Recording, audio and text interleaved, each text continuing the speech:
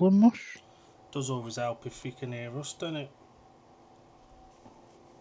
Does it though? Well, I mean, depends who you ask, I suppose. Does always you've help got a, if you can hear you've us, got a though. point. Does it though? Well, depends who you ask, I suppose. Can hear us, it's always a start.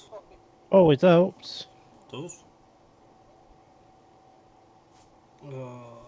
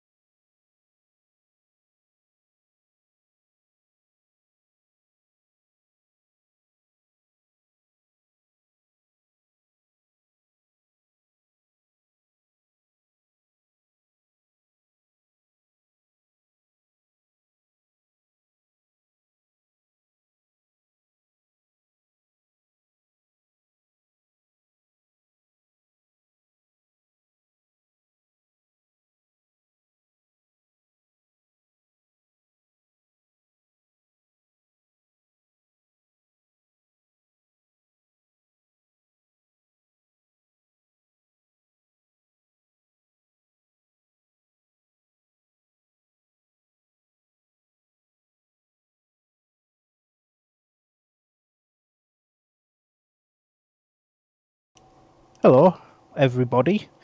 We're back again. We haven't died from the heat. Not yet, anyway. Oh, water. Welcome to the watch along of the Row Motor Oil Premiership match between the Leicester Lions and the Belle Vue Aces. And as always, I'm joined by Mr. Dylan Hodgetts. How are we doing this evening, Mr. Dill? barely alive in this heat. Could it cool down now, please? I want snow or something. I tell you one thing, I do not envy them guys cooking the burgers as they're walking past just there. Oh, but it's warm in there. Oh, ouch. Yeah, this weather's not for the big boned, is it? Or fat in our case. I mean, I was just trying to be nice to us.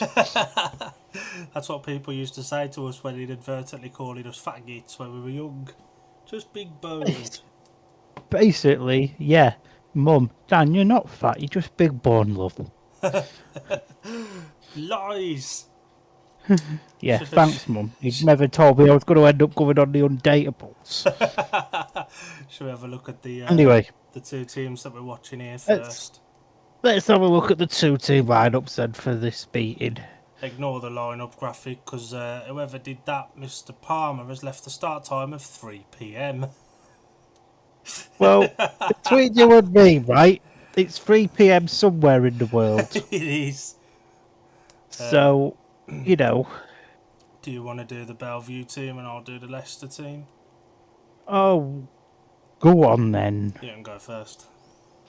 So, riding for tonight's visitors, the Belle Vue Aces, managed by your local plastic surgeon customer, Matt Lemon. Daniel Bewley rides at number 1, Norwich Bladorn at number 2, Jamin Lidsey at number 3, Zach Cook at number 4, rider replacement at number 5 for Brady Kurtz, cause he's dead. At 6, Tejisky, and 7, Jake Mulford. Have you got a man to watch? I'm going to go for Zach Cook. His form is getting better. He generally rides Leicester quite well as well. But he's a trapper, and with conditions as they are at the moment and with how much water they're having to put in because of it being so dry, I think gate and go will certainly be the plan early on. And that he can gate. You have a point. I've gone for Jamin Lidsey. He is a very good home rider, but without Brady, if Belle Vue want to get anything from tonight's meeting, he really needs to up his game. Got a point. You got a point, and it does look a tall task to cover Brady. Obviously, last time Belle Vue raced was at Birmingham. They had RR for Brady, and the lost did that meeting, as well.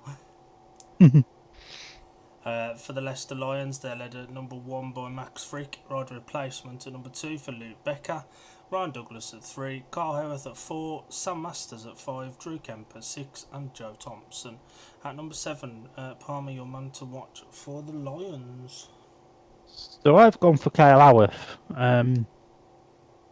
Big Stu Dixon's been big in this Ryan Douglas Kyle Howarth partnership up, and yeah, it might have got a couple of 5-1s over the course of the season, but again, it's almost very similar with Belle Vue losing Brady.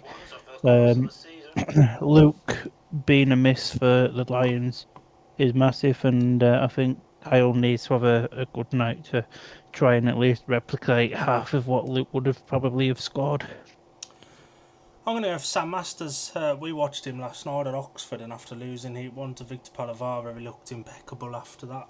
He rides Leicester as well as anyone. A bit like my reasoning for Zach. Sam's a gator as well, and he can gate as well as anybody on his day. And I think that'll be vital. And a lot's made of the freaking Becker partnership at 1 and 2, but the freaking Masters partnership at 1 and 5, especially in heats 13 and usually 15, it's usually a 5-1. And Sam Masters is someone that is very good on his home tracks. Generally, it's kind of the rider he is. He looks to master his home circuit. Yeah, 100%. We will also have updates from the other premiership clash tonight between Sheffield and Kings Lynn. So we'll have a quick look at them lineups if you want to do the Sheffield lineup, Palmer. Oh, go on then, you're ever so kind for the Sheffield Tigers. They're led at number 1 by Jack Holder. Anders Rowe had a successful comeback for Paul yesterday, rides at number 2. It's rider replacement for Josh Pickering at 3, who's killed his shoulder. Louis Wan, or Louis Kerr as is known to his mates, rides at number 4. Chris Holder rides at number 5. Justin Sedgman at number 6. And Leon Flint at number 7. For the Kings Lynn Stars, Richard Lawson goes at 1, Nicola Clint at 2, Chris Harris at 3, rider replacement for Ben Cook at 4. Niels Christian Trotchman Everson goes at 5, Your Hero at number 6, Strawberry Jam, otherwise known as Yankovic, and Luke Harrison guests at number 7. Riders to watch for each team, Palmer. So, for Sheffield, I've gone for Louis Kerr. I think he's hitting a rich vein of form, especially at Premiership level. And without Pico, Sheffield look a lot weaker. So Louis really needs to step up. For Kings Lynn, I'm going to sound biased here, but I've gone for Yankovic. He's been absolutely flying while he's had this stint at reserve. And if Kings Lynn are to get anything from this meeting, they're going to be heavily reliant on Yankovic's free scoring that he's been doing recently. I'm going to go for the obvious one for Sheffield. I'm going to go for Jack Holder. He's riding really well at the moment. His gating is probably up there with the best I've seen him do, because he's never notoriously been a brilliant starter, but he seems to have worked on that now as well as the speed. And I think he'll be pivotal for Sheffield tonight. And for Kings Lynn, I am gonna go with Chris Harris, the boring one as well. He's in decent enough form. Yankovic was one that stands out. He should be cleaning up at reserve again, but Sedgy and Leon around Sheffield have been absolutely flying, so I don't know if Jan will have it all his own way for this one, to be honest. Got a point, Mush. Got a point. You got any score predictions for the 2 meetings this evening? Starting with Sheffield and Kings Lynn, I think it's gonna be 52-38 to Sheffield. Interesting times. What are you saying for that one? I'm thinking along very, very, very, very similar lines. You're going 53-37. I'll go with 50-40 to Sheffield. Ooh. So no doubt Sheffield will hit about 70. And for the one we're watching tonight, I don't think Belle Vue are going to cover Brady Kurtz in any way, shape, or form. Um, I think Leicester will be looking to hit 55 points, and I think they're more than capable of doing that. Yeah, I can't disagree with you there, to be honest. Again, I'm thinking very, very similar. 52-38 to Leicester. I just I don't could think they're going see. to be able to cover Brady. They won't. I So don't think they can. it's a Not away from home. relatively healthy crowd as well. Oh yeah, at home they'd have covered him no problem at all. But away from home, I think it'll be a bit more difficult. You can see the amount of water they've put on the track. Carlisle's back is absolutely filthy. He's only done a practice start. And Don't do a practice start and you won't get filthy. yeah, you got a point. And I just think overall Leicester looks stronger. You said before we went on air, but you've watched the Belle Vue reserves a lot as well, and you've said that you wouldn't be surprised to see Joe Thompson for Leicester get a couple of points here as well. And he has struggled since he signed. There's no two ways about that. 100%. We've got 4 people watching us tonight. It's a So quiet one, if isn't it? you Everyone's probably enjoying the sun, to be honest. if you're watching us, get yourselves in the comments. We don't bite unless you have cake. It's a bit warm for cake, I think, tonight, to be honest. I am expecting YouTube comments lady to send at least a comment. We've But jumped up to 6. Shocking. We've got up to 6. Get in. We're going along well in the world. We'll be going global soon. Update on the gates. Some interesting comments on the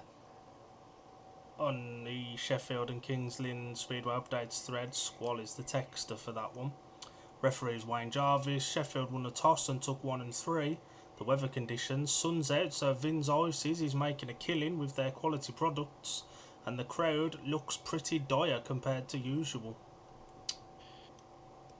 It's a recurring thing in British Speedway. Yeah, we said the same last night, didn't we? You know, just cannot get the crowds in. I know obviously we're in a cost of living crisis, but you know, it's got to be financially worrying for teams, and you know, we're not getting the crowds in, and you know, we've got to somehow protect the product as well. So you know, big decisions have got to be made over the winter for how British Speedway is next season. And I do think this will be the last season of British Speedway as we know it in its current form. I think there'll be a big overhaul of some kind. I don't know how that'll look, but I just get a feeling that this might be the last time we see it as we know it. BSN's stop working much. Work! Give it a refresh. Usually helps. Are we working? Yeah, but we're delayed now. You give me a moment. Can't get the staff these days, can we? It's the weather.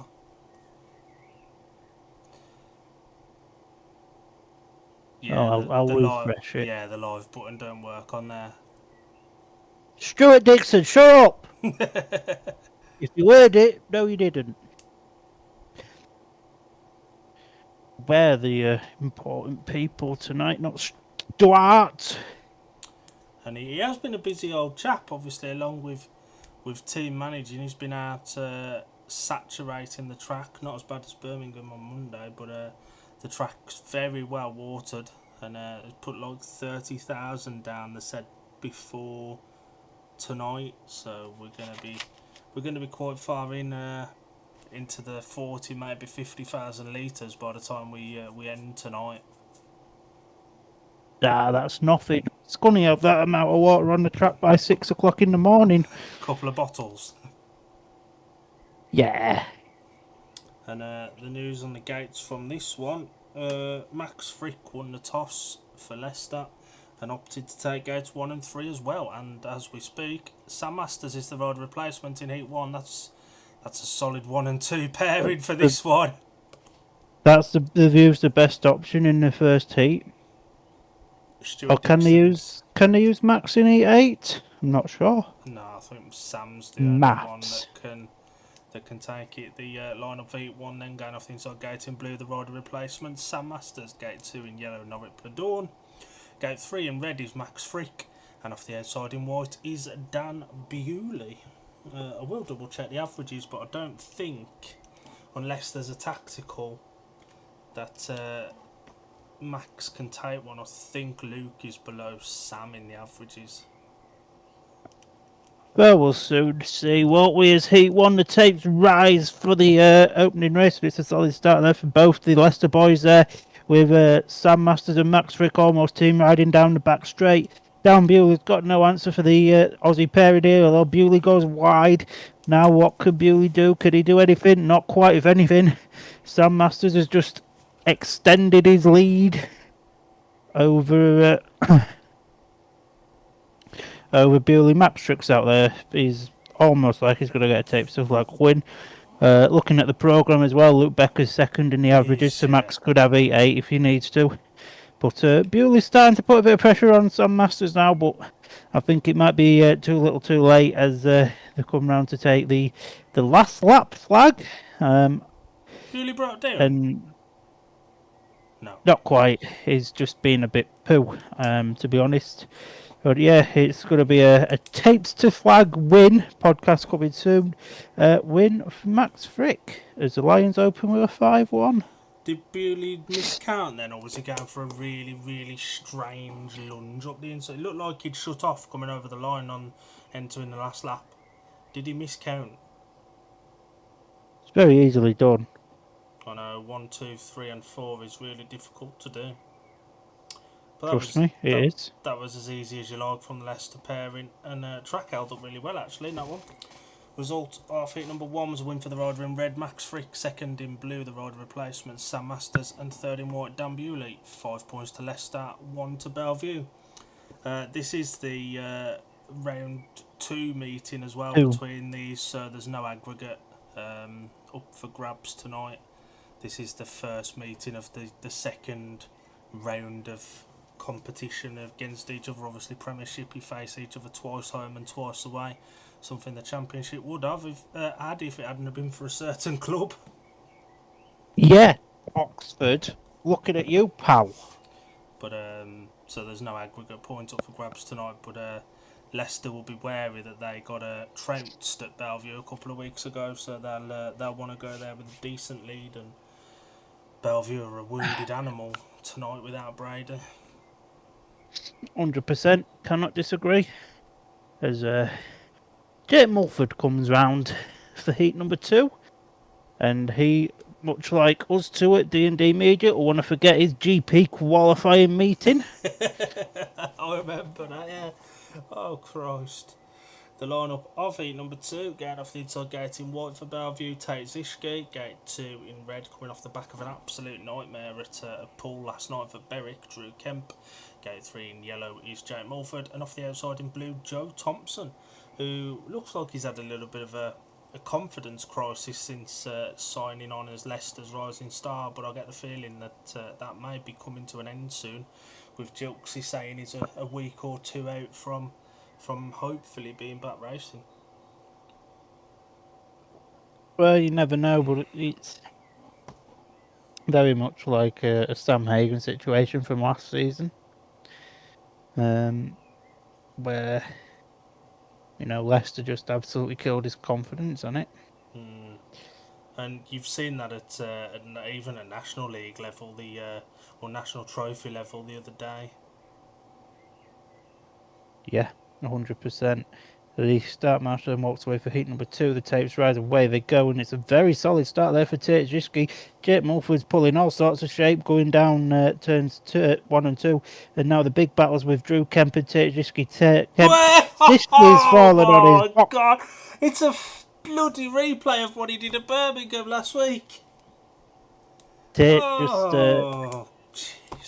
just sliding on his bottom there, and the two Lions boys yet again in first and second, and yeah, it's not quite a tapes to flag victory for Drew Kemp this time, but he's pulling wheelies down the back straight. He can afford to pull wheelies down the back straight. In fact, he could get off his bike, go out the stadium, walk to Tesco's, buy a meal deal, come back, and he'll still win the race. That's how far in front he is. Jake Mulford's closing in on Joe Thompson, but I think Joe's just about got enough in the tank to keep hold of that second place. And of the maximum 10 points available, Leicester's got all 10. Honestly, that was an exact replay of what Tate did a little bit further around the track. That one was lifting on the back straight, but he just got the lead, the same as that one, and then fell off. Identical. And how long did Belle Vue persist with Tate Ziski not performing? I mean, he's gone to the lowest average possible for an Australian Premiership now. 3 and here. You can't you, you can't persist with this much longer. Result of Heat 2 was a win for the rider in red, Drew Kemp. Second in blue, Joe Thompson. And third in yellow, Jake Mulford. 5-1 to Leicester. Progressively 10 points to 2. You notice BSN have got rid of the times tonight. They put race time up, but they don't actually give us a time. Jake Mulford was nearly gone there as well. Well, he was pulling all sorts of shapes. I think the BSN are starting to link up with transponders.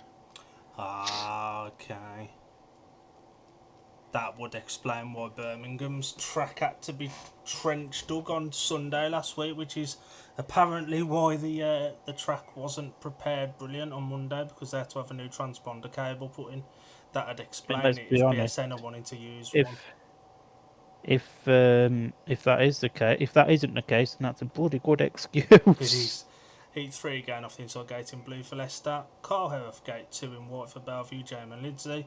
Gate 3 in red for Leicester is Ryan Douglas, and off the outside in yellow, Zach Cook. So this pairing for Leicester have got 5-1 6 times this season. Dave Burton in the comments, where's the video? We can't show the racing, copyright reasons. Obviously BSN show it, so we can only talk about what we're watching. We can't show the racing because we don't want a copyright strike. Unless you want to pay the fine, we can't show the racing. It's as simple as that. And I think the fine will be a little bit more expensive than the $12.99 or $13.99 that the meeting costs on BSN. Might just be a little tad more expensive, yeah. So we just try and produce almost like a radio show just on the YouTube for those that want to listen to the meeting. So they're under starters orders now then for heat number 3. John walks away, the tapes rise, and it's a solid start again from the Lions boys. They're going to go 15-3 ahead at this rate, aren't they? As Kyle Howarth, my Leicester man to watch, has the lead with Dougie just sort of nurturing him there in the second place position. German Lidsey, the other man to watch from this side of things, is trying to battle with Dougie, but Dougie and Kyle are just extending their lead now over the two Belle Vue boys, and well, if this is what the score's like without Brady, I dread to think what it's going to be like with Brady, to be honest with you. But yeah, this could be another 67-23. Hashtag never forget. The two Leicester boys, they're out in front. Nobody's troubling them, barring mechanical failures, as we've got one lap left to go of this race. And Kyle Howarth finding some confidence with riding with Dougie in the Premiership. Is going to go and he's going to take himself a checkered flag with Dougie there in second. That's 7 5-1s for this pairing. Thanks for that, but it states watch along, not listen along. We are watching it, that's why it's a watch along. If you want to watch it, pay $13.99 for it. And if you don't want to listen to it, go somewhere else. It really is as simple as that. Basically.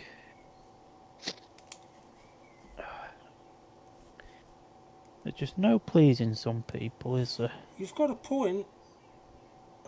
Result of heat number 3 was won by the rider in blue, Carl Howarth. Second in red, Ryan Douglas. And third in white, Jamin Lidsey. Another 5-1 to Leicester. 15 points to 3 after 3 races. It's going to be a long night for Belle Vue, isn't it? It's going to be a very long night for Belle Vue. Long night for us. told them. And we're only at 8-3. JMO got so out of shape there, but Carl Elf weren't being bullied, and if there's a rider you're not going to bully, it's Carl Elf. 100%. And yeah, again, first lap was over and that was that. Yeah, passings is a little bit of a premium at the moment, isn't it? It is. But it is what it is. Something to watch on the Thursday evening. I put a kibosh on Zach Cook because he was absolutely nowhere in that. And our favourite place again. And the rider replacement for Belle Vue is not there yet. Is that Mickey Simpson on the spanners for Jake Mulford? For Jake Mulford, that it is. Big up the mixter. He's in action tomorrow at Scunthorpe for the Steelers against the Oxford Chargers. That looks like Bewley. It's Dan Bewley taking the RR for Brady, and they need Bewley to stop this rot. Look at the dirt on that bike already, and it shows just how difficult it is out there and how much water they've had to put down to try and keep the dust down early on. I'd hate to be a track creator. Yeah, and Bewley's off gate 4 again, which didn't work for him in Heat 1, it has to be said. Line up of Heat 4, going off the inside gate in blue for Leicester. Joe Thompson, paid win in Heat 2. Gate 2 in yellowish, Jake Mulford. Gate 3 in red, a paid win in Heat 1, Sam Masters. And off the outside in white, on the wrong end of a 5-1 in Heat 1, the rider replacement for Brady Kurtz, Dan Bewley. How ironic. Both Leicester riders are on the right side of a 5-1. Both Belle Vue boys are on the wrong side of a 5-1. Something tells me that might change here. I've just realised something. These are the two teams that Birmingham have beat this season and going head to head. We'll take all the little victories we could get. Little victories and all of that. Yeah. And to be fair, Leicester have looked unbeatable at home since that, so... They have been really good at home. Tapes rides for Heat number 4 then, and it's a decent start there for Joe Thompson, to be fair, but Dan Bewley's blasted himself around the outside, and now Dan Bewley's made a mistake, and Joe Thompson just slips up the inside there with Bewley back around the outside now. Justice for Joe. Sam Masters is in third. Jake Mulford, again, he may as well have stayed at home, to be fair, although Sam Masters is got round the outside there of Joe Thompson now, but I just don't think anyone's catching Dan Bewley out now at this point. He's about 500 miles ahead. He could almost be riding at Alton at this point. But it's got to be the first shared race of the evening if this keeps up, as we've got one lap left to go. Dan Bewley's about 4 miles ahead of everybody now. Jake Mulford's starting to close in on Joe Thompson. Joe goes wide, Jake cuts towards the inside, and I think Joe's just got about enough in the tank here, to be fair. He's got enough in the tank. That was a really good first lap from Joe Thompson. He had the speed, he made the inside work, and Sam Masters was happy to sit in behind him. And then when Bewley came past, Sam went a bit wider, but kept checking back to see where Joe was. Mulford did put a bit of pressure on, but that stops the rot somewhat for Belle Vue. Belle Vue's literally just doubled the score. It's mad, isn't it? And the result of Heat number 4 was a win for the rider in white, the rider replacement, Dan Bewley. Second in red, Sam Masters. And third in blue, Joe Thompson. Points divided 3 apiece, progressively after 4. Leicester 18, Belle Vue 6. They're going on a track grade. We'll have a look at what's going on at Sheffield. Basically, yeah. Sheffield... So after 3 heats at Sheffield, it is the Sheffield Tigers on 12 points, Kings Lynn Stars on 6. It was a 5-1 in Heat 1 for Sheffield, with Anders Rowe taking the flag ahead of Jack Alder and Nikolai Clint. Richard Lawson retired for a 5-1 to Sheffield. Heat 2 was won by Yankovic, with Leon Flint second and Justin Sedgman third for a shared heat. 8 points to 4 after that one. 2 rider replacements in Heat 3. Anders Rowe took the rider replacement for Josh Pickering. and Nikolai Clint took the rider replacement for Ben Cook, and Anders Rowe took the flag for a second time ahead of Chris Harris and Lewis Kerr for the 4-2 to Sheffield. And there's been a reserve switch in Heat 4 in yellow. Jankovic comes in for Luke Harrison. Justice for Luke. So you see if Squalls put Tigers going also packs up. Yeah. Nah, there ain't really a lot going on there either. Are we having some track raiding? Well, we're having a chinwag with Drew Kemp, who scored more points in one race here tonight than he did from all of his races at Poole last night for Berwick. He had a really tough night actually. He did. I saw a picture he put on last night on his Facebook story, and yeah, it was one of them pictures. You just look at it and you can't park there, pal. Yeah, and we know Drew's a heart on his sleeve kind of rider, isn't he? So it's Very much so. You know, he doesn't take too kindly to poor performances, and it shows the rider he is. You know, he wants to win everything, and I thought he'd do well last night, but it was just one of those rare off meetings. And to be fair, he hasn't had a lot of them this year, especially for Berwick.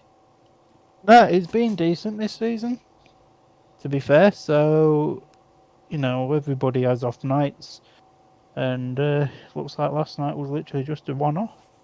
We've got 9 people in our comments. If in our watch along, if anyone wants to get in the comments, give us your thoughts, tell us what the crack is. Don't moan at us for not showing the racing, please. According to Dave, we're just to listen along. We are. That's the point.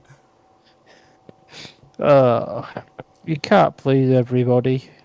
To be fair, this is more of a bit of fun for us to do than anything, and it's a different method of watching Speedway for us. Track's holding up well, really well actually, considering how warm it is. Oh, 100%. But Big Stu will definitely be getting the water in, for sure. And the Leicester fans will be buzzing with what they've seen so far. But to be fair, Belle Vue just then turned up. Yeah, Leicester are a team that are notoriously good at gating. They've got a team full of people that can trap, and around this track it does help generally to be able to get from the tapes. Massively. And we are going along at a nice rate of knots. 4 races in 15 minutes or so. We didn't start until about 22, did we, racing wise? So we're going along quite nicely. Basically, yeah, it's one of them, innit? But yeah, we're doing all right at the minute. I remember actually going to Wolves for the premiership pairs a couple of years ago when we were in the middle of a 30+ degree spell, and it was the most uncomfortable meeting I've ever been to for just generally feeling uncomfortable. I remember that meeting well. It was really stuffy. The track was really dry. It was, you know, people around you, and it felt like they were so much closer. It almost felt claustrophobic. It was so strange with the humidity. It was that one day we hit 40 degrees. I remember a friend of mine went, and I got a Snapchat, and like, it's literally 40 degrees. Yeah, it was. And because it were on BSN as well, wasn't it? It was, yeah. I remember I said to Dad, I think it was, I said I stopped watching halfway through. I had to go put my head in the bath. Yeah, I remember you telling me that.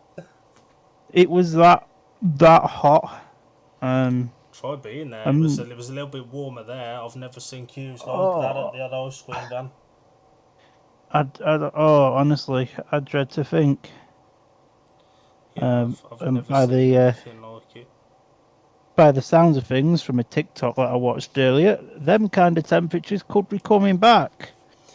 Yeah, climate change and all that. Woohoo! There's been a result of... Oh my god, there's been a result from Heat 4 at Sheffield. Go on. Heat 4, Sheffield extend their lead with a 5-1, with Leon Flint taking the flag from Chris Holder and Jankovic, with Niels Christian Everson at the back. Strawberry Jam, I love you, but you are shit. He's it begs the question to me, why couldn't Birmingham have got this Leon Flint last year? He's so much of a better rider this year, it is actually ridiculous. Well, you say this, but I don't know if you've noticed, he's only putting in these decent performances for Sheffield. Yeah, he's not He's been not. great for Glasgow, has he? He's not been pulling up any trees for the wages. Not that that's a bad thing, because Alan. But you know. But And a yeah. lot of work going on Dan Bewley's bike there, who comes out for back-to-back races in his programmed ride in Heat 5.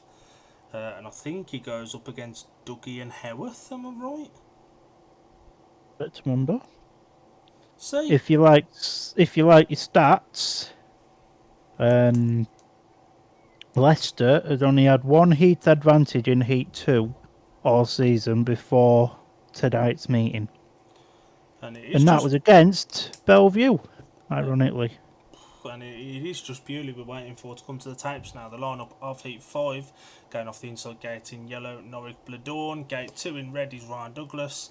Gate 3 in white is Dan Bewley. Looked impressive last race when he was in for the RR. And off the outside in blue is Carl Howarth. Which gate won Heat 3? 1. So we've had a win off each gate so far. 3, 2, 1, 4. Yeah, we have.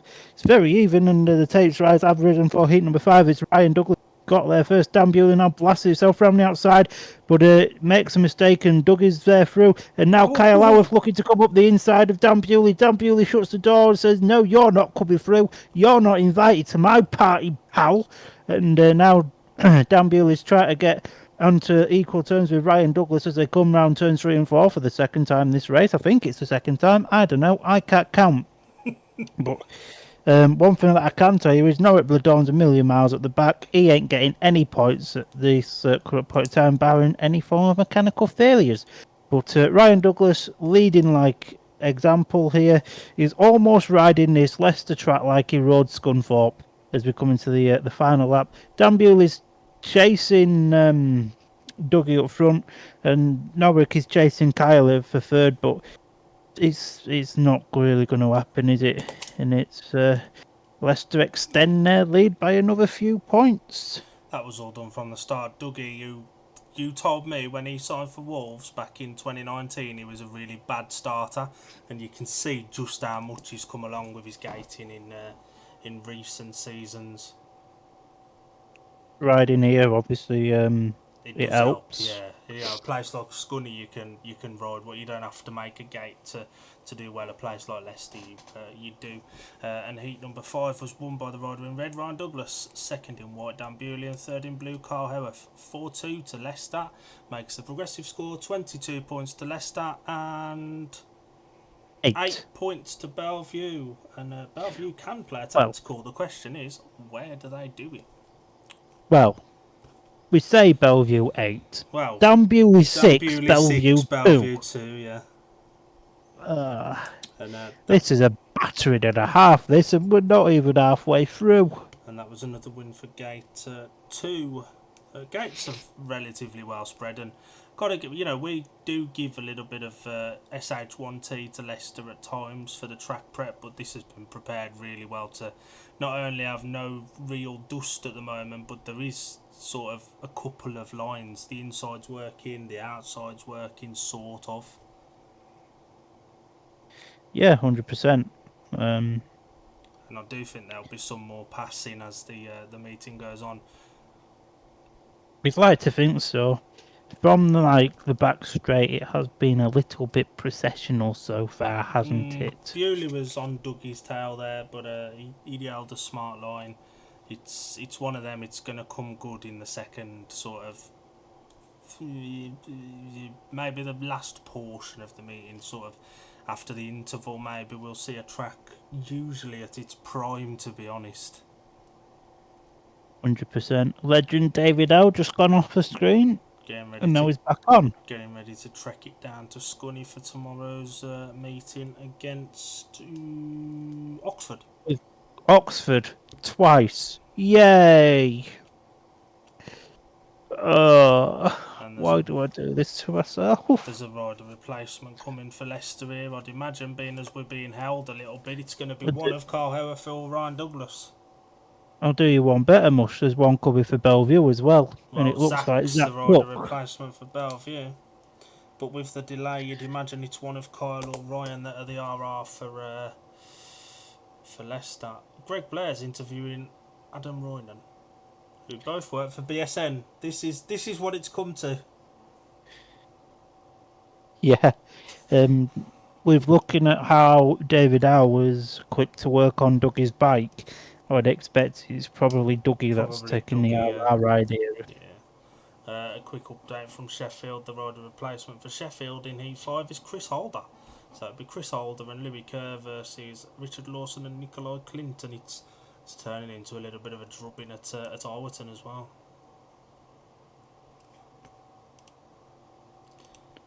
And I don't think there's any BSN on for a little while after tonight, is there? They're at Berwick on Saturday. Is that the red If car you didn't, meeting? yeah, Berwick versus Redcar on BSN on Tell you Saturday. what, I might have to watch that. If you don't fancy watching the Grand Prix, that is. I might have to watch that. And then there's nothing on BSN until next Thursday when they're at Sheffield, ironically, against Leicester. Which we'll be watching along to. Heat number 6, the lineup. It's Kyle Howarth as the rider replacement for Leicester. Gate 1 in red is Max Frick. The rider replacement for Brady Kurtz in white. Off gate 2 is Zach Cook. Gate 3 in blue is the rider replacement for Luke Becker, Kyle Howarth. And off the outside in yellow, Tate Zishki, who'd done all the hard work in Heat 2 to get ahead and then stacked it. Just slid on his bottom. It's been a while since Max Frick's been out as well. Not in terms of actual time, but the track's completely different now than it will have been in Heat 1. Well, it's had a grade and a water, hasn't it? But again, the GP rider, he should be able to adapt to all conditions. So riders under starters orders now then for Heat number 6. And tapes right away we go. I believe that's actually Kyle. That's Kyle Howarth in the blue helmet colour there.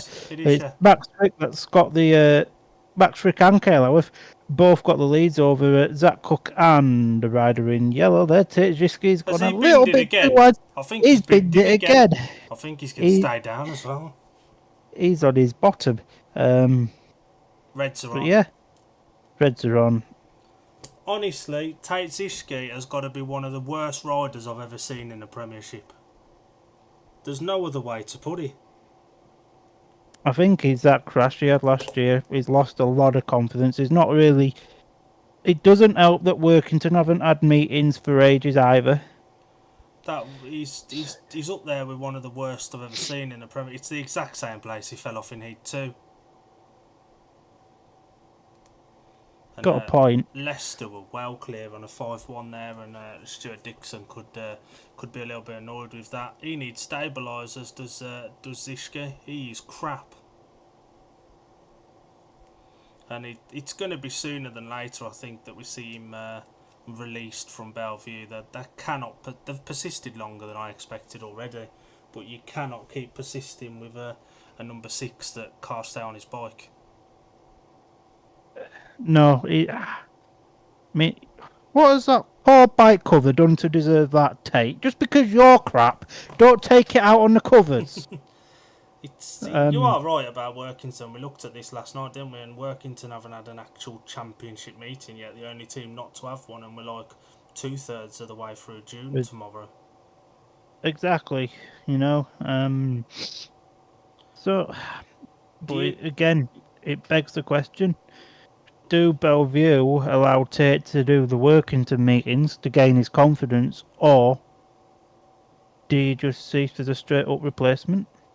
On a 3-point average, the only way they'd make it work is a like for like, a 2 in 2 out. There ain't going to be anyone on a 3-point average, and they don't need Brady Kurtz. And to be fair, I don't think anybody else would go. I think the only other one potentially could be Norwich, but they seem They seem to like old It's, Norwich at Manchester, don't they? they do. But they needed to make this change before the new averages came in, and Tate's average isn't going to go up by the end of this month's averages either.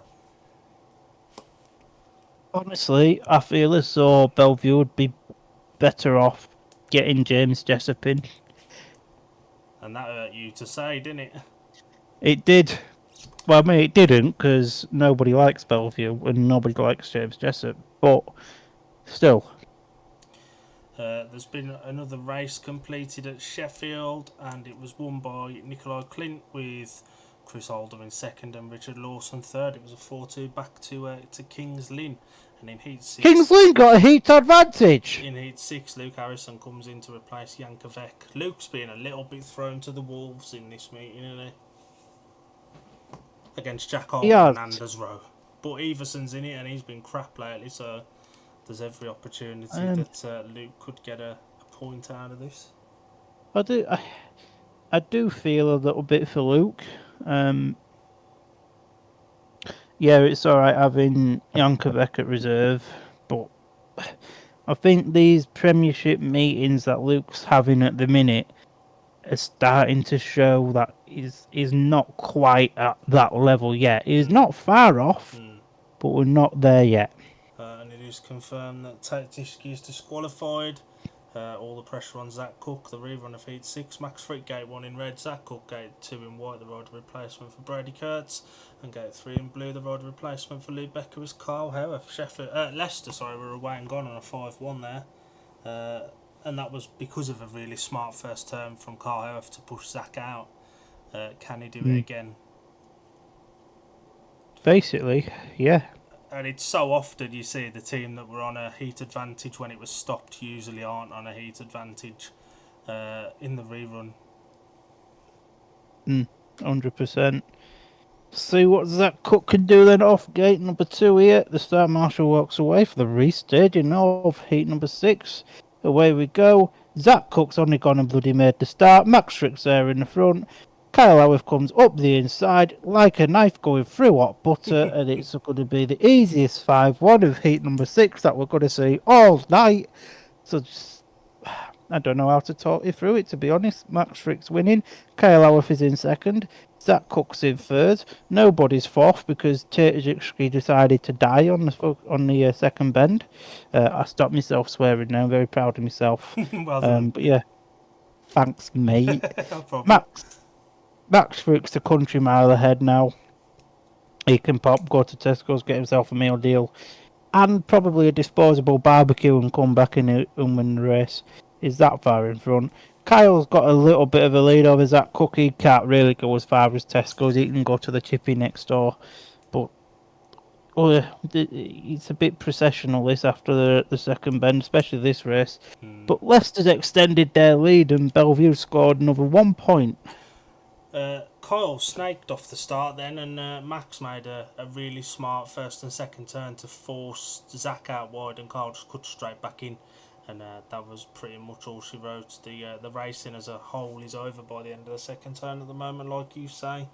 But the result of Heat 6 was a win for the rider in red, Max Frick, second in blue, Carl Howarth, and third in white, Zach Cook. 5-1 to Leicester, 27 points to 9 after 6 races. This could be up there with the trouncing that Belle Vue got at Ipswich earlier in the season. This could be another one of them. Yeah. And the score update is now Dan Bewley 6, Belle Vue 3. Wow. A full 3 points between 4 riders. And after 6 races, Leicester have had no last places yet.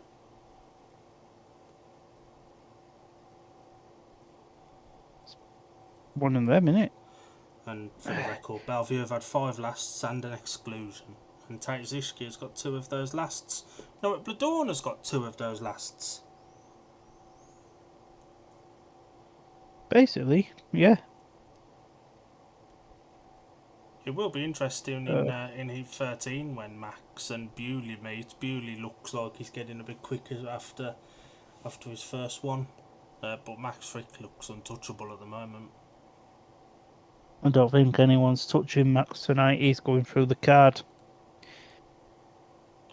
And the And if Aussies, anybody, generally in this weather, the Aussies do go well because they're used to racing in it, aren't they? yeah, we can moan about this heat and it being too hot, This is still but like to average to an Aussie. And to an Aussie, this is winter. and Paco said it on BSN last night, didn't he? He was like, we all moan about this, but to Italy and Aussies, this is still average at best. This isn't hot. No, it's not hot. This is oven temperatures. It ain't just hot. This is burning temperatures. Yeah, and there is a little bit of a delay because Zach Cook has got 2 on the bounce. And it's Sam Masters and Drew Kemp versus Jamin Liddsey and Zach Cook. It's been a long time since Drew was out. Been a while since Heat 2, hasn't it? It has. So let's see how. Heat number 6 at Sheffield was won by Jack Holder. Anders Rowe drops his first points of the night as he's beaten by Niels Christian Everson, but Anders Rowe takes third for a 4-2 back to Sheffield and opens the gap back up to 10 points. And the rider replacement for Kings Lynn in Heat 7 is Jan Kavek, partnering Chris Harris against Chris Holder and Justin Sedgman. That's a gobful. GP craps of past and present versus Sheffield. Something like I'm sorry. that. I'm sorry. I shouldn't disrespect Strawberry Job like that. The goat of Czech Speedway. That's not Thomas Topinka.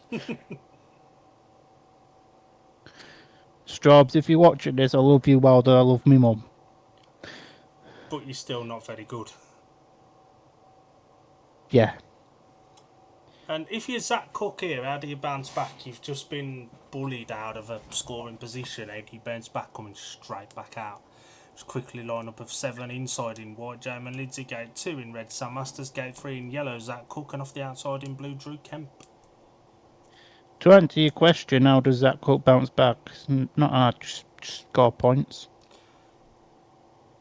Just score some points. I don't quite understand Mark Lemon's thinking with these. Does anybody RRs. understand? It just don't make sense. Gates 1 and 2 Does are the it? favoured, 2.2 wins each. Gate 3 and 4 have got 1 win each at the moment. Tapes has ridden then for Heat number 7, and it's a very good start there for the rider in red, Sam Masters, that's got there first. Drew Kemp's blasted around there in second, but the rider in the white helmet colour there, Jamie Liddsey, goes up the inside of Drew there to get himself into second, and Drew's left that much of a gap now. It's given Zach Cook a bit of a chance there, but Drew's now twisted his throttle fin to make his bike go a little bit faster, and he's closed in on German Liddsey again now, and Zach Cook again having a very, very poor meeting again at the rear of the field. Drew goes wide again, coming off turns 3 and 4. There's a little bit Zach's of a collision there. him. Zach back up the inside there of Drew Kemp. This was a decent race this now. Zach's got himself up the inside there of Drew Kemp. Now what can Drew do to reclaim his place and not give Leicester their first last place of the afternoon? But now, if anything, Zach Cook's pulling away from Drew Kemp. Sam Masters at the front now, he's 484,000 miles in front. He's checked off his away. He's gone, and that's a 3-3. Drew Kemp providing the first 0 for Leicester. Drew's slowed down there. Do you get the feeling Drew's done that to avoid any handbags? Because that was hard from Zach, and we both know Drew's not the kind of rider to keep his mouth shut when he's not pleased with something. Possibly, Mush. So, the race was done as he maybe slowed up to give himself a moment to compose himself rather than going and spearing Zach off the back of his bike. Yeah, I think so. And heat number 7 was won by the rider in red, Sam Masters, second in white, Jamin Liddsey, and third in yellow, Zach Cook. Points divided 3 apiece, progressively 30 points to 12. And that makes me think back to when Belle Vue were at Perry Bar the other week and Zach threw his toys out the pram for a move from Jonas Shepson, where he's just done a move that was also hard on Drew, and he won't be throwing his toys out the pram at that one. Basically, yeah. But yeah, Leicester's now got only a slight lead. It's only a little 18-point lead. It's not a lot. 8-7 has been ran at Sheffield. Chris Holder's yet to win a race. He's got a paid win, but he's yet to actually win a race. Heat 7 was won by Chris Harris, with Chris Holder second and Jankovic beating Justin Sedgman for the 4-2 back to Kings Lynn. And progressively after 7, it's 25 points to Sheffield, 17 to Kings Lynn. We have a GP rider that just about managed to beat Justin Sedgman. I know, it's a funny old game, and it's Speedway. Speedway's great. Well, we've got a moment. Our next watch along with well, you've got the stream already, ain't you? So our next watch along is next Tuesday with the Plymouth Centurions taking on the Birmingham Bulls in the National Development Trophy, and that's an earlier start time of 7 o'clock. So we'll go live about 10 to 7. Yeah, bit of National Trophy action. Switch it up a little bit. And we've got a sponsored rider racing in Ryan Ingram. That we have. Do you want to quickly run through the scores while they're on the screen? Go on then. Max Frick 6, Ryan Douglas 5 and 1, Kyle Hour 6 and 1, Sam Master 7 and 1, Drew Kemp 3, Joe Thompson 3 and 2, Dan Bewley 6, Noah Bloodon Nout, Jeremy Liddy 3, Zach Cook 2 and 1, Tate Ziski Nout, Jake Mulford 1. I fear for Belle Vue in Heat 8. Max Frick is obviously going to come in as the RR, unless yeah, it's got to be, and Dougie will take it in 10. Yeah. So Max Frick will be in Heat 8. The number 2 and number 7, the protected race for number 2s and Rising Stars, and Grand Prix Superstar Max Frick is taking the RR for Leicester. Make of that what you will. It's well within the rules. In the words of a famous man from Scunny, Belle Vue, a double get Zach Cook's talking to Bartek Blair now. Having a difficult night. I've put the kibosh on him tonight. 2 and 1 from 3 rides. So it's not ideal, is it? It's not the easiest of meetings for Belle Vue. I'm not complaining though. It's lovely viewing.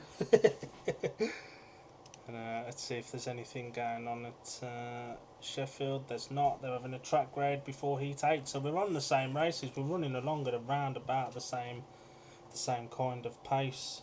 Shall we take a quick breather? Yeah, man.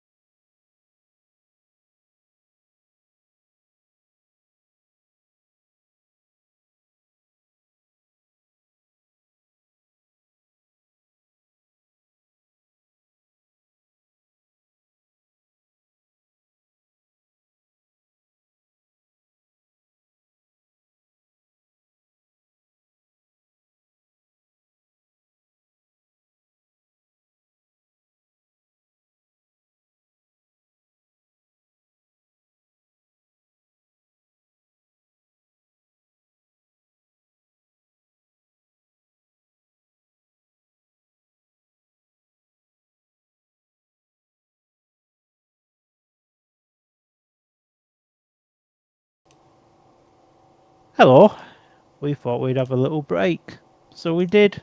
And now we're back. How lucky are you? Gate statistics so far after 7 races. Gate 1 has scored 11 points, Gate 2 has scored 11 points, Gate 4 has scored 7, and Gate 3, unlucky for some, has scored 13 points. So as expected, 1 and 3 is the place to be. And you get a little bit lucky if you get Gate 2 as well.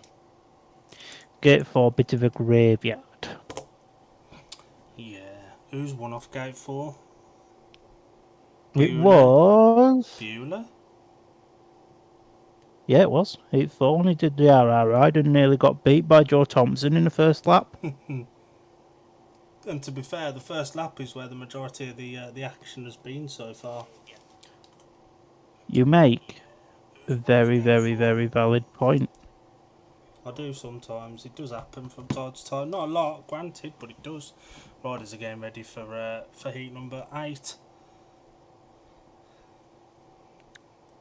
Yeah, 100%. And Norrie Dawn has got to step up here. It's as simple as that. I know it probably won't be Max Frick who we expect to come in, but he's got to be getting a couple of points at least. You'd think in this one.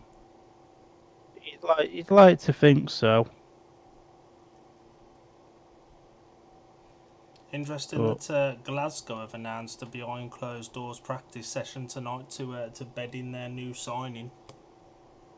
I think they have to now because of neighbouring issues and like people. It'll be interesting to see how he gets on tomorrow night, though. Well, I've heard mixed things about him, so he's one of them, innit? He's either going to be good or he's not going to be good. Yeah, there's no real in between, is there?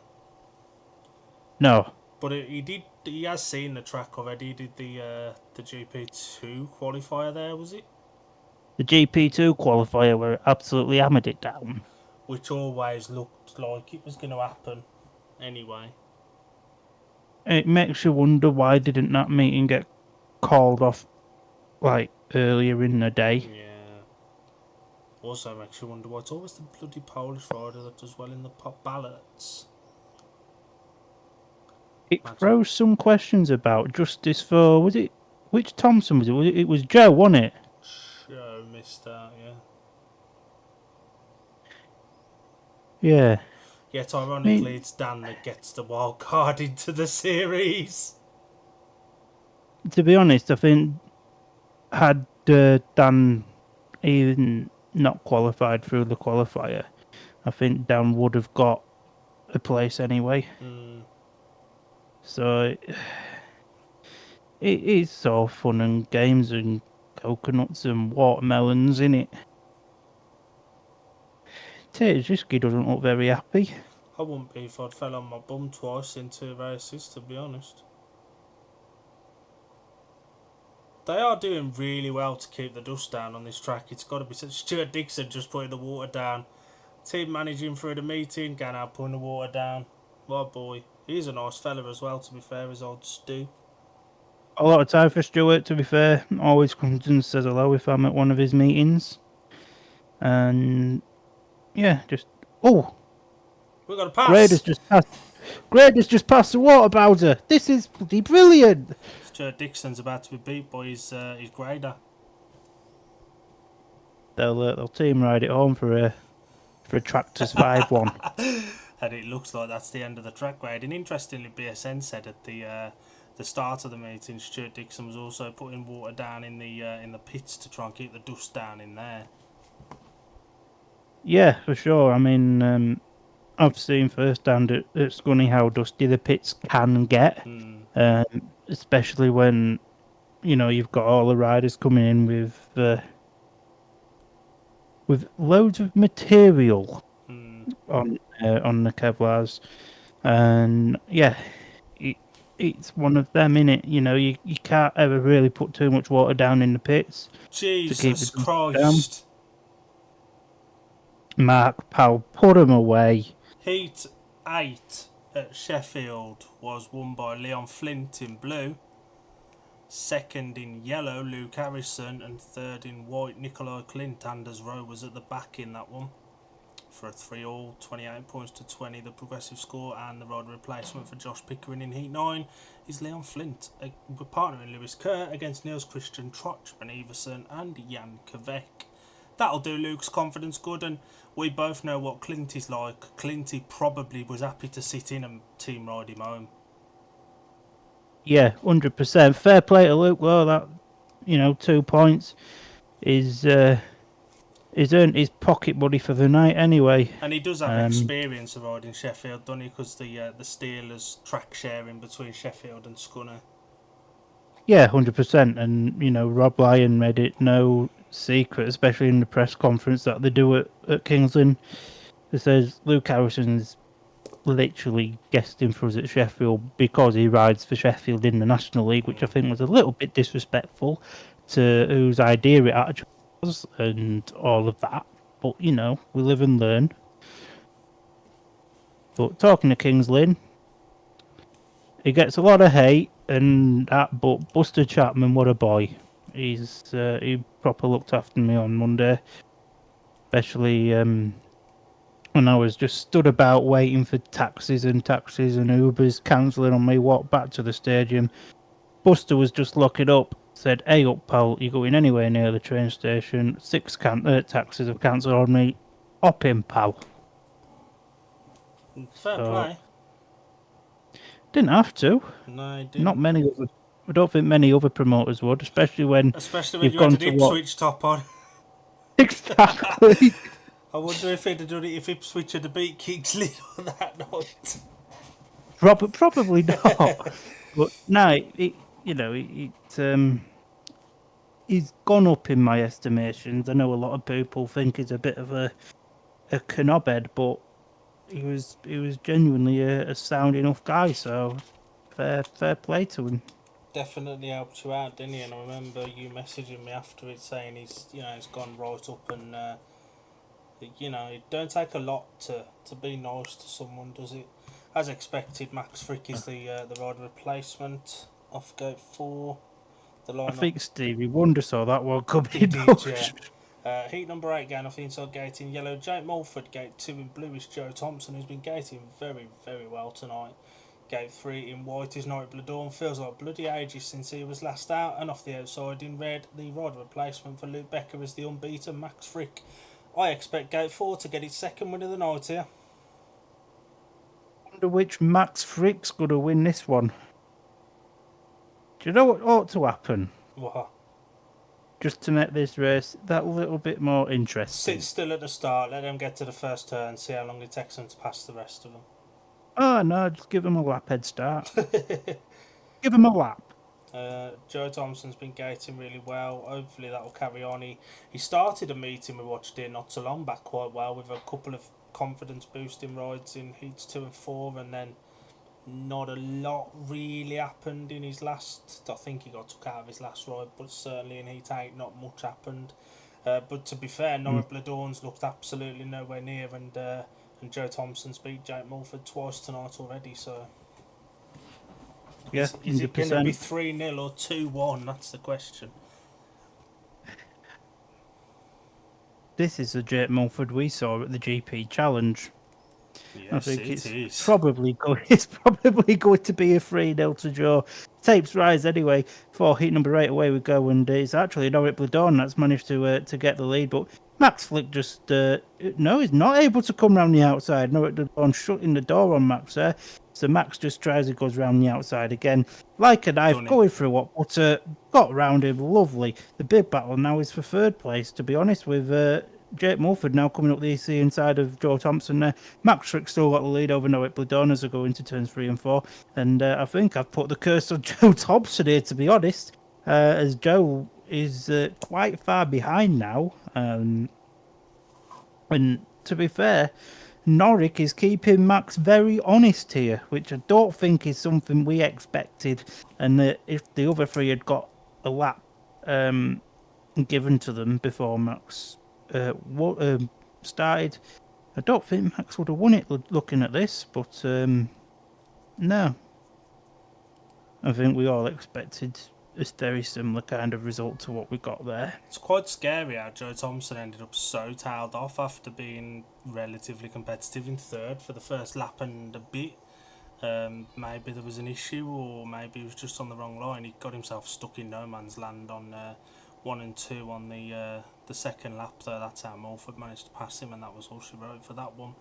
He take the result, winner in red Max Frick, second in white Norbert Bladorna, third in yellow Jay Mulford, 3 apiece, 33 points to 15 in Leicester's favour. Ouch! But they've steadied the ship a little bit, to be fair. And Belle Vue, Leicester's only had 2 last places. and it's the 2 reserves that have got them. That it is. Joe was a little bit in no man's land there, but come back down to chop off Mulford's nose and didn't really learn from it. Stuck himself in it on 3 and 4 as well. He, while committed either inside or outside, he was tootling round in the one place of the track that you don't want to be. Basically, yeah. Does the same thing there, and Mulford's like, thank you very much, you stay there, I am gone. Yeah, Mulford went to the party. And Who have we got in the next one? Oh, it's Dougie and Alice. It's that 5-1 pairing again. Dougie's still That got unbeaten as well. That 5-1 pairing that got a 4-2 in Heat 5. You got a point, and I'd expect Dougie to have 2 on the bounce here, because I think he'll be the RR in 10. I think he's the only one left to take it. So I'd imagine it'll be 2 on the bounce for Ryan Douglas here, so there'll probably be a bit of a delay after this one. Is this against Bueller? Rider replacement and Tate. Ah, okay, that's JMO then. I just saw the monster helmet. I mean, it could be Dan. They could have brought Dan in as a tactical. I don't think there's any point bringing Dan in as a tactical. Not with Tate Zishki, no way. Not against this pairing of Leicester either, to be honest. Unless they brought Dan in as for Tate and that's JMO. Who knows? That sounds a bit more likely, but we'll wait and see. But yep, you are right. Dan Bewley comes in yellow for Tate. Dan Bewley is in as a tactical in yellow for Tate off gate 3, which has only got 1 race win. Mark Lemon listens to D&D Media. Pass it on. Heat 9 lining up off the inside gate in white for Belle Vue with the rider replacement, Jamin Lidsey. That ain't right, is it? Yes. It is right. Gate 2 in blue is Carl Howarth. Gate 3 in yellow tactical substitute. Dan Bewley replaces Tate Zishki. And off the outside in red, unbeaten still at this point, is Ryan Douglas. I'll be honest, I don't think that will continue after this one, just because even Max Frick struggled to get off gate 4. He did. And Max Frick shouldn't be struggling against this calibre of motorcyclists. I think this might be where Dougie's Max goes bye-bye. Dougie's Max, it's been nice to see you. There's going now. There's going to be another battle between Lidsey and Dougie in Heat 10 as well, isn't there? It's Frick and the RR versus Lidsey and Cook in Heat 10, isn't it? That it is. Heat number 9 then. Tapes right away we go. Kyle Howarth's got there though, to be fair. It's the aces there settling in the 2nd and 3rd place positions. Dougie's towards the rear of the field. Kyle's just holding that right line. Dougie! Douglas now up the inside of German Lidsey. Great move there for Ryan Douglas. Now what can he do? Can he get past Dan Bewley, who's in as the tactical ride hero? I mean, Bewley is now closing in on Kyle Howarth. While Dougie's still trying to get to Dan. But great ride this from Kyle Howarth. He's blocking every move that Dan Bewley has to offer. Done him. Yeah. No, he hasn't. Not yet. Not yet. But a very solid ride this from Kyle Howarth. Dougie is not a million miles behind Dan Bewley there as well. One mistake from Bewley and Dougie will be through. Whereas one mistake like that from Kyle Howarth and Bewley's through. Kyle Howarth's going to be kicking himself when he gets back into the pits afterwards as Dan Bewley comes and takes a win. Stuart Dixon should be kicking Kyle Elworth when he's back in the pits. What a stupid mistake that was to make. It was. And he'd done all the hard work and then goes, yeah, take it, have it, don't want it. And the result of Heat 9 was a win for the rider in yellow, Dan Bewley, a cock-up in second for Kyle Elworth, and third in red, Ryan Douglas. Again, 3 apiece, 36 points to 18 in Leicester's favour. In the grand scheme of things, they nullified the tactical, but it should have been a Heat advantage to Leicester there, and that's got to go down as a why did you let him through? 100%. Dan Bewley has scored half of Belle Vue's points as well. He has, yeah, 9 points. That's scary. 9 points of him, 18 Belle Vue and 9 of them are Bewley's. Jamin Lindsay looked awful there, didn't he? Basically, yeah. And he's out again now against probably Dougie and Max Frick. I can only see a 5-1 again to Leicester in this one if it is Dougie against JMO and Zach. JMO and Zach have got 5+1 between them. Frick's got 9 himself and Dougie's got 6 and 2. Well, apparently, the commentators was saying on the stream, Kyle Elworth has been showing a lot of home track knowledge. Instantly got passed by Bewley. Bloody didn't show any home track knowledge there, did he? Unless he was showing Glasgow's home track knowledge. And we'll have a quick look at Sheffield. Kings Lynn have done really well actually to steady the ship. Heat 9 was won by Lewis Kerr with Jankovic and Niels Christian Everson packing in the places with Leon Flint at the back for a 3-all makes it 31-23, and the rider replacement for Kings Lynn in Heat 10 is Jankovic. That it is.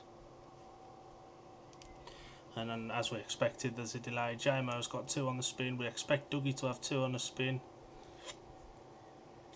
Looks like Stuart Dixon going into the BSM booth. I wouldn't be surprised if we switch over to Bartek Blair any second now, and Stuart Dixon's there having a chinwag with him. Just like that. It's as if like that. It's magic. Stuart Dixon looks bloody knackered. He'll have been working on that track since 6 in the morning. Yeah, he looks bloody exhausted. To be fair, he's done well. There hasn't been a lot of dust kicking up to yet. Yet been the key word. Yeah, you got a point.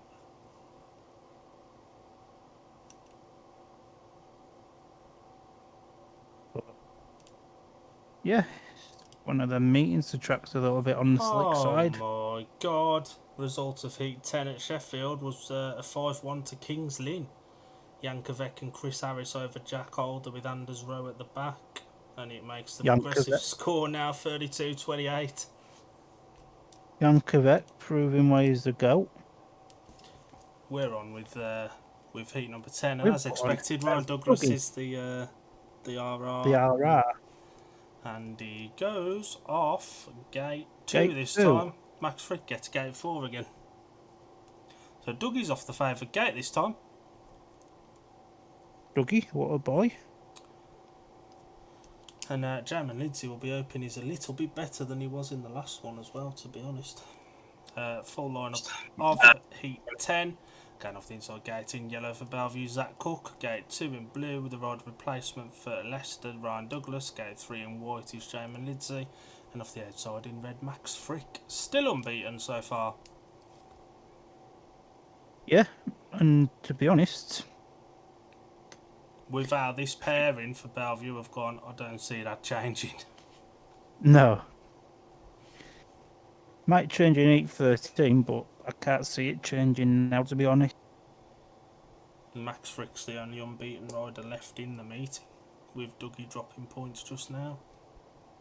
God's sake, Dougie, as the tapes rise for Heat number 10. Dougie's got there first. Jamin's gone really wide. And Max Frick, what a ride there from Max Frick and Jamin Lindsay. It's the space of a bed has literally gone from second to last. And now Max is looking out for Dougie there from first to second.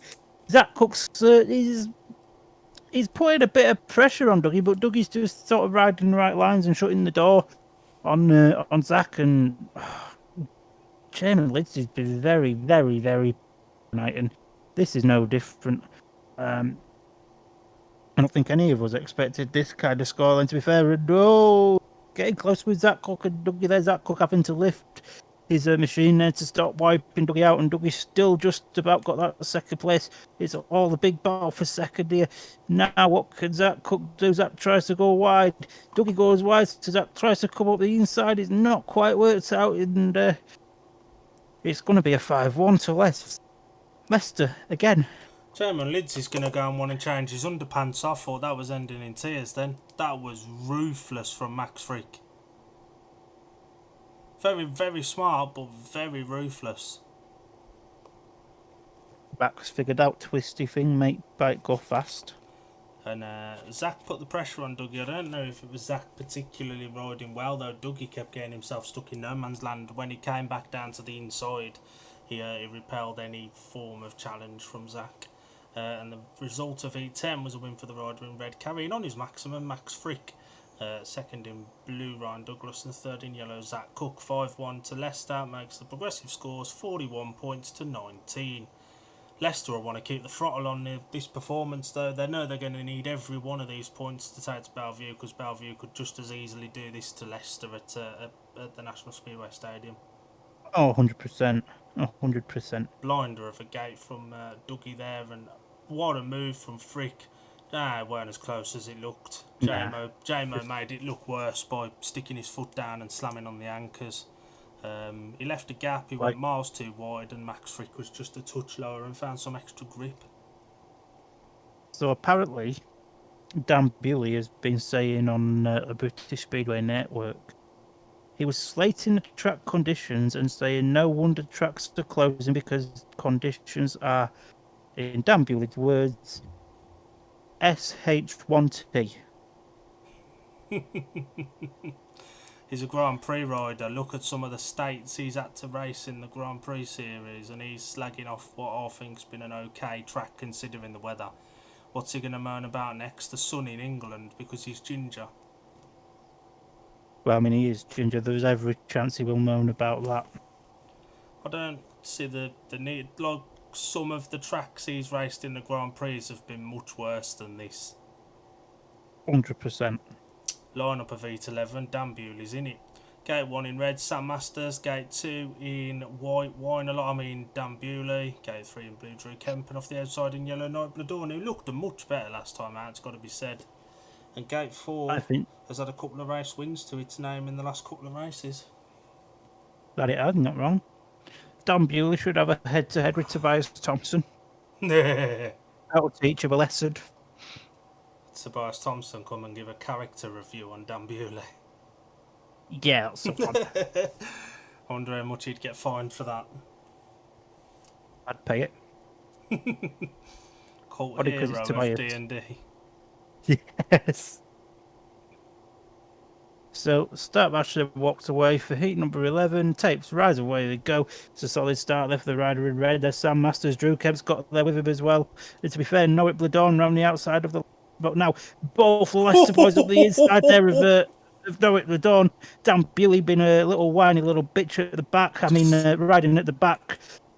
And it's the Lions that are currently on a 4-2. Dan Bewley now going really, really wide there, and he's not done Drew Kemp, as Drew Kemp made a beautiful move there up the inside to get the better of Dan Bewley there. Bewley's trying to go around the outside now, and Drew kept really winding that throttle to keep Bewley behind him. This was a very solid race here from Drew Kemp, but Drew...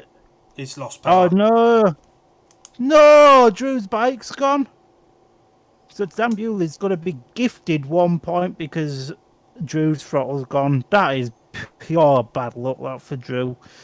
He must be thinking, what the bloody hell have I got to do to score some more points here? But Sam Masters takes the tapes to flag win. Norwich second. Dan Bewley very fortunate to get a third place there. Smart ride from Sam in the first turn. Leicester exited bend 2 on a 5-1, and as Sam knew that he had to come straight across in front of Norwich, and in doing so got Drew through. You could see Drew twisting the throttle going down the back straight, and nothing was happening.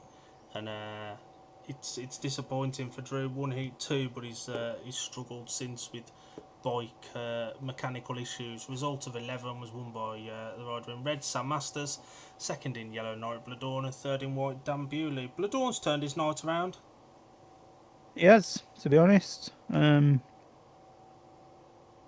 Couple of difficult ones in his first 2, but a couple of second places in his last 2, and yeah, he's been solid enough, to be honest. And I'd expect we'll probably see him as a rider replacement in 13 as well. I think all the rest of their top 5 have had it. Bewley's had it, Lindsay and Cook have had it. Yeah, Bladorn's the only one yet to have it, and to be fair, I don't see Zishki or Mulford coming in. Oh, imagine what could have happened if Drew Kemp's bike hadn't have gone. He was riding such a good race there. He was almost riding the perfect race, wasn't he? And to be fair, Sam had to get his head down and clear off, and Drew was holding his own. But if it shows you, you literally see him revving it and looking down because nothing's happening. There it goes. He's put his arm out already. He knows it's gone. He's revving it. Nothing's happening. Yeah, literally. You can't fault the lad for effort. I mean, if points were given on effort, I think Drew would probably be on a maximum. He's trying, yeah. The progressive score after 11 as well is 44-22 with that 3 all in heat 11, and we've got a track grade. Do you want to quickly run through the individual scores so far? So Max Vick 12, Ryan Douglas 8 and 3, Carl Howarth 8 and 1, Sam Masters 10 and 1, Drew Kemp 3, Joe Thompson 3 and 2, Dan Bewley 10 and 1, Norbert Bladorn 4, German Lidsley 3, Zach Cook 3, Tate Zishki Nout, Jake Bulford 2 and 1. Kings Lynn have doubled up. Heat 11 was a 5-1 to Kings Lynn as well. Nicola Clinton, Richard Lawson taking the flag over Chris Holder, and Kings Lynn have drawn level after 11 heats. It's 33 points apiece, and the rider replacement in Heat 12 for Sheffield is Lewis Kerr, partnering Leon Flint against Chris Harris and Jan Kvek. The individual scorers in that one so far: Jack Alder 6 and 1 from 3, Anders Rowe 7 from 5. Started well with 2 wins, and then he's had just a 1 point from his further 3 rides. Louis Kerr's on 4 from 3, Chris Holder 7 and 1 from 4, Justin Sedgman 1 and 1 from 3, Leon Flint 8 from 4, and I'd imagine he gets Sedgy's last ride as well. For Kings Lynn, Richard Lawson 3 and 1 from 3, Nicola Clint 8 and 1 from 5, Chris Harris 7 and 1 from 3, Niels Christian Everson 3 and 1 from 3, Jan Kvek 10 from 5 so far, and Luke Harrison 2 from 3. Not a bad night for old Luke.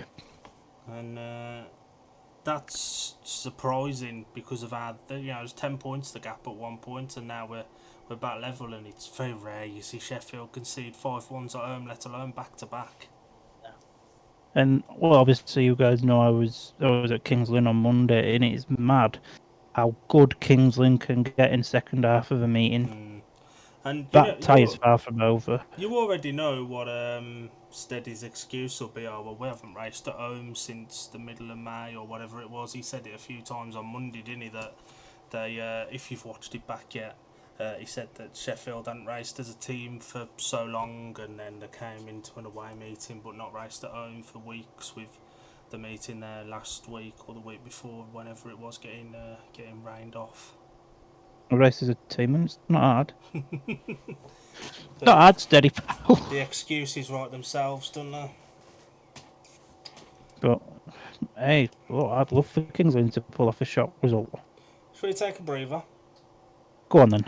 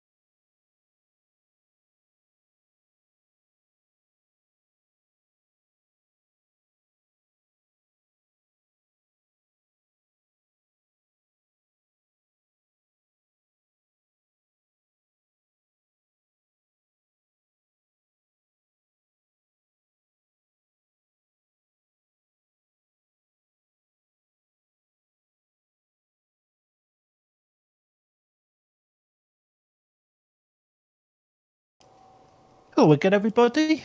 We had another break. We hope you had another break as well.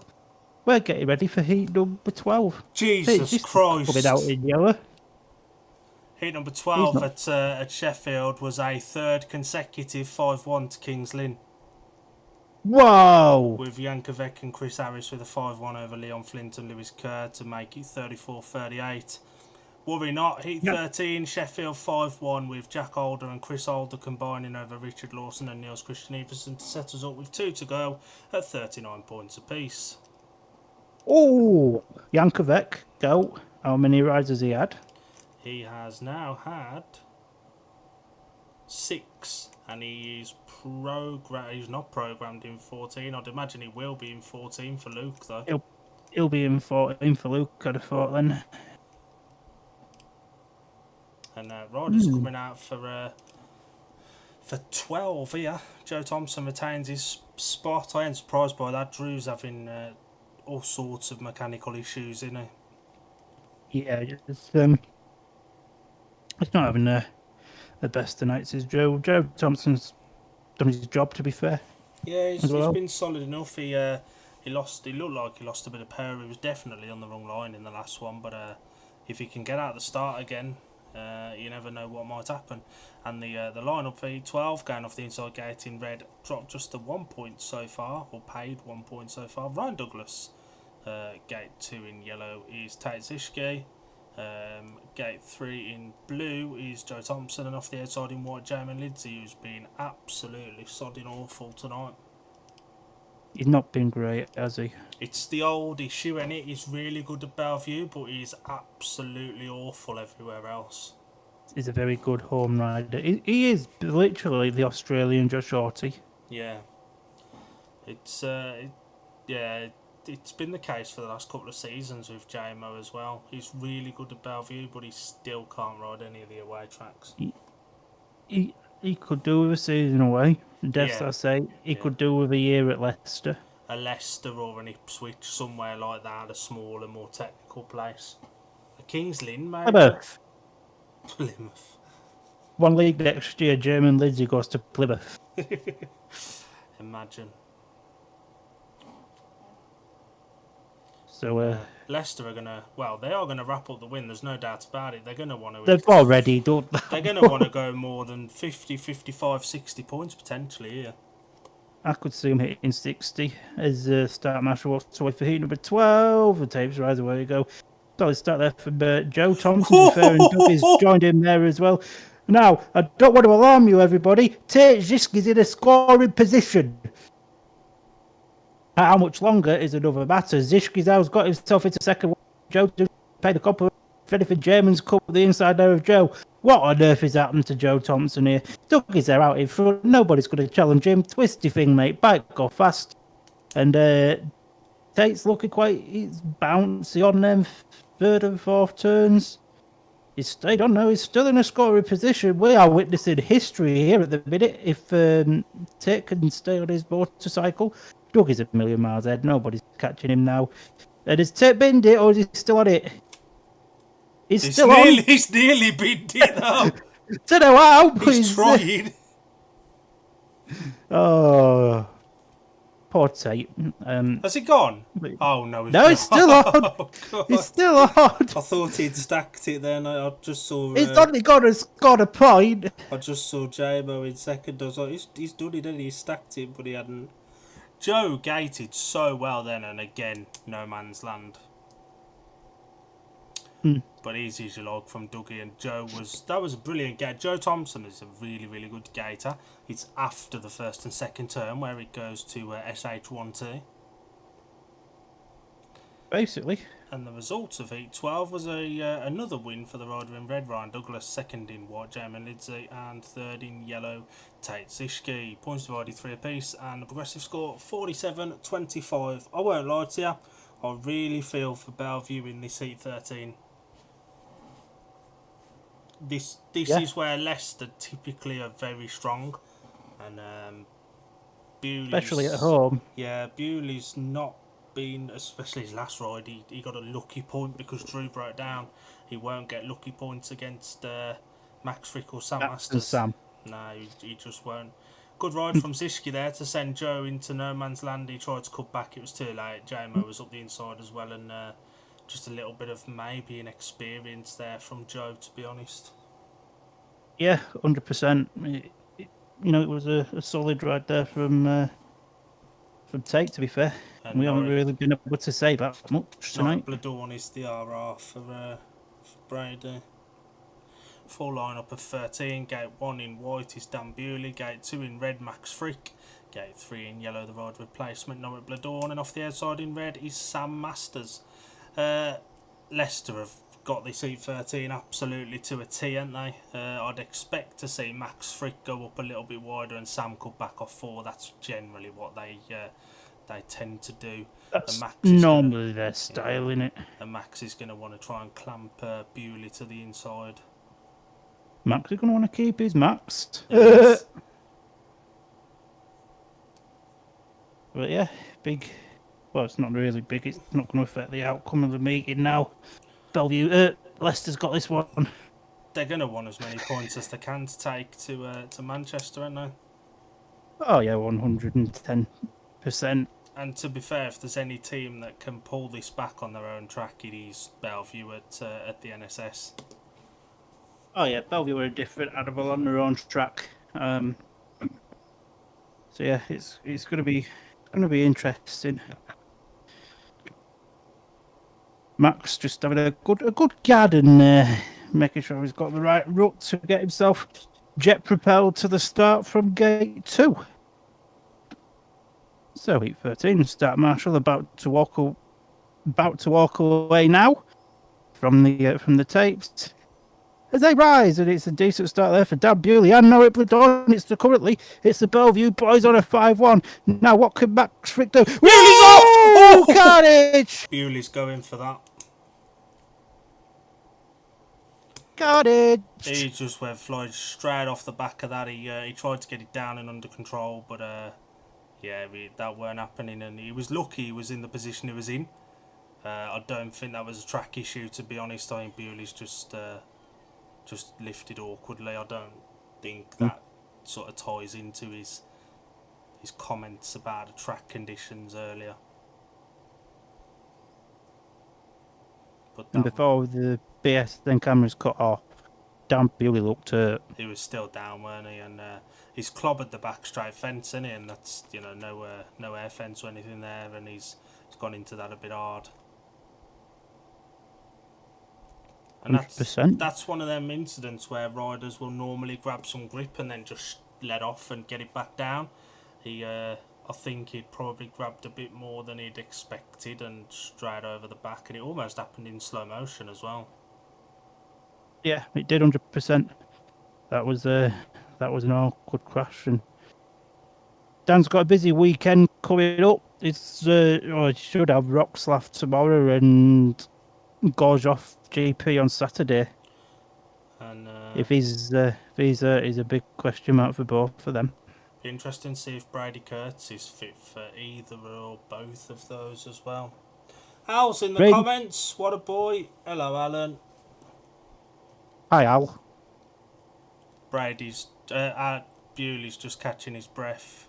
He's having his back checked. He did it that back straight fence, and there is work being done to it. So that's the last thing Belle Vue want, is to lose their second big hitter. And the man who's scored the majority of their points, it has to be said. And out of their 25 has come from one man. Yeah. No, it's just one of them awkward ones, and he won't be in the rerun. This isn't a delaying tactics for getting his bikes fixed. He will be disqualified. Yeah, 100%. Legend there, we know at the door, Big Mickey. Jay Morford, he was with Werner. That, yeah, same thing. And we can see it again now. It makes a really good start. Max Frick made a really bad start. Norbert Bladorn was there as well. It was looking really good early on for Belle Vue. He just picked up a little bit too much grip, and that was on it. Has he hit that back straight fence with his head? I thought he hit it with his back. Is it his head that's clouded? Nah. He just got. I think his bike lands on his head. Yeah, this is the one we'll see it This from. is the angle we want. Oh, Bloody hell, Norwich was very, very fortunate there to miss him. that was some skill from Norwich to avoid him. Bewley's limping. He looks a little bit worse for wear. I think that's probably the end of his night, to be honest. He's given the crowd the thumbs up, but Everyone loves Bewley. His hot take, he's Britain's best chance of another world champion. can't disagree with that much. In this current format, I just don't think Robert Lambert's got it in him to do it. I think if we are going to have a world champion in current day GPs, Bewley's the one it's going to be. Jake Mulford, SGP2 world champion, here we go. Bewley's walking very, very gingerly. He's waving to the fans. He's a likeable old fella, but he likes to make some silly comments about tracks as well, as we saw tonight. Well, yeah, you've got a point. Yeah, Bewley looks a little bit dazed, but He looks alright, and he's going to really hope that this isn't a concussion protocol, because if he's written out, that's him on the sidelines for a few days. it is because he's 22. I think is that 9 days or is it 14 days I out? think it's 9 for that his age bracket. And he's definitely walking gingerly. No pun intended to his hair colour. The machine examiner's checking his helmet with how he's walking. We ain't going to see him again tonight. No, 100%. And we've cut back off him now. We'll have a quick look back over at Sheffield. So what's going on there? Heat number 14. Oh, we've got a last heat decider. Yankovic came in for the rider replacement in heat 14. Luke Harrison kept his spot. And Yankovic won that heat as the rider replacement from Leon Flint in second and Lewis Kerr third. Luke Harrison finished at the back. The lineup for heat 15. Jack Holder goes in red. Chris Holder in blue. Nikolai Clint in white and Chris Harris yellow, and Jack Holder will go off gate 2, Chris Holder gate 4, Nikolai Clint gate 1 and Chris Harris gate 3. Some interesting comments regarding 814 at Sheffield if you're looking at the updates. Oh, let's have a butchers. Kudos to Harrison for giving it a go. Another lap would have been interesting as he was reeling both Tigers in. Ooh. A lot of people have got a lot of time for Luke Harrison, and We have, and well, obviously I've got a long association with the Harrisons, they are genuinely good people as well. So it's nice to see the good guys succeeding. And Kings Lynn took 1 and 3 in heat 15. Could that gate choice prove pivotal? We're back out with the riders for 13. Dan Bewley's disqualified off gate 1. Max Frick gets a second bite at the cherry off gate 2. He made a really bad start in the initial staging. Gate 3 in yellow, the Leicester Belle Vue rider Norwich Bladorn, and off the outside in blue, Sam Masters. Again, when a team emerge on a heat advantage in the initial staging, it usually reverses itself. Leicester fans will be hoping that's the case in this one. Basically, yeah. Alan's gone quiet. Al, are you still in the comments, boss? Because it's not a Thursday night, is it? So it's not at football. It is a Thursday night. He's not at football. It's not a Wednesday. He goes to football, isn't it? I can't get Alan's lifestyle. Talking of Alan, if you didn't catch us yesterday, he is on a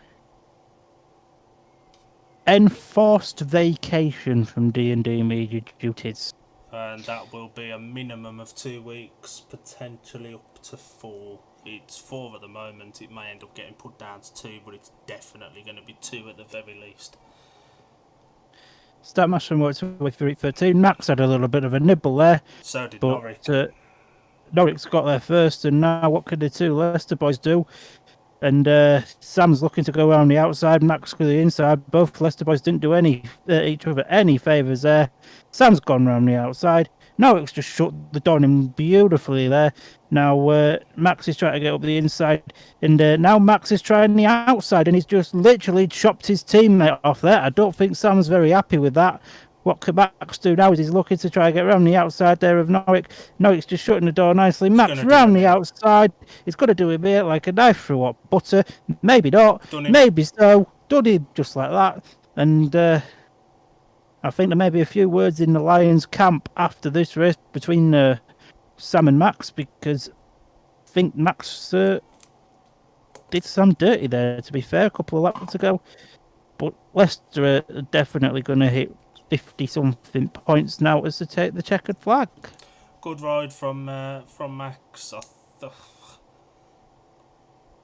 I don't think it was as hard a move on Sam as it looked at the time. I think Sam will understand that Max was the quicker rider. Sam never looked like passing, to be honest. So Max was always going to try and come through, and he reeled Norwich in really, really well.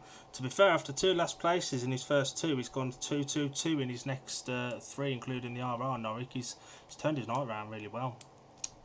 Result of 13 was a win for the rider in red, Max Frick. Second in yellow, the rider replacement, Norwich Bladorn. And third in blue, Sam Masters.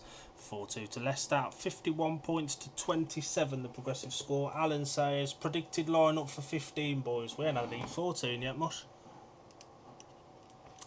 We have had E15 at Sheffield, though, and Sheffield come good when it count, with Jack and Chris Holder getting a 5-1 over Chris Harris and Nikolai Clint retiring at the back.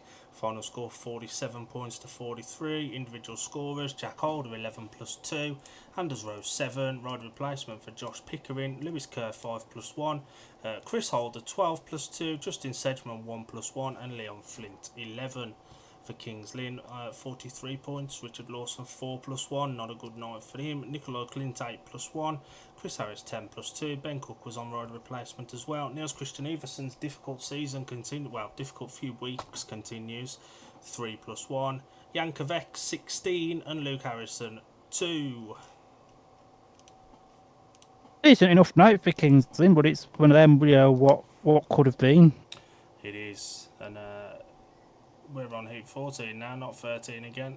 Are we going to get the right heat this time, BSN? Go on, do us a solid. What pals? Maybe. Line up 3-14 anyway. Drew Kemp goes off gate 1 in blue. Zach Cook gate 2 in white. Carl Hearth gate 3 in red. And Jake Mulford off the outside in yellow. Nope, we've still got the E13 line up coming up. Oh, well, BSM, pal. The penultimate race, the big question is 60 points. He's still on the table for Leicester, but they need back-to-back 5-1s to hit 60. Well, 61 to be exact. Yeah, 100%. Tape strides away we go. I think Jake had a little bit of a nibble, but it hasn't mattered. Drew Kemp's got there, and Kyle Howarth about to join him, and the Lions are going to hit that 56-point mark if this carries on. But this is going to be a massive confidence-boosted ride for Drew Kemp. At the minute, Twisty Things making his bike go fast. Kyle Howarth chaperoning Drew there around in second place. And I believe it's Zach in third, which it is because, of course, Jake Mulford exists as we come to the next lap. Zach Cook's starting to put Kyle under a little bit of pressure here. And, a mistake from Kyle, which he has made in the past in this meeting, and Zach will be through. But I think Kyle's more bothered at the minute on chaperoning Drew.